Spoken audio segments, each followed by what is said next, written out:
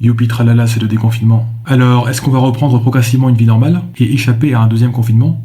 C'est pas exclu, mais j'y mettrai pas ma main à couper pour le moment. Précédemment, j'ai parlé de deux pays qui ont réussi à garder l'épidémie sous contrôle sans confinement généralisé, Taïwan et la Corée du Sud. Mais bon, là on parle de pays cyberpunk qui vivent 50 ans dans le futur, donc la comparaison est peut-être un peu décourageante pour la France. Mais il y a un pays qui s'en sort presque aussi bien, tout en ayant un PIB par habitant 15 fois inférieur à celui de la France. Il s'agit du Vietnam, qui, à ce jour, dénombre moins de 400 cas et aucun mort. Ce bilan est peut-être sous-évalué, mais il est jugé globalement crédible par l'université Johns Hopkins, une référence sur la question du Covid.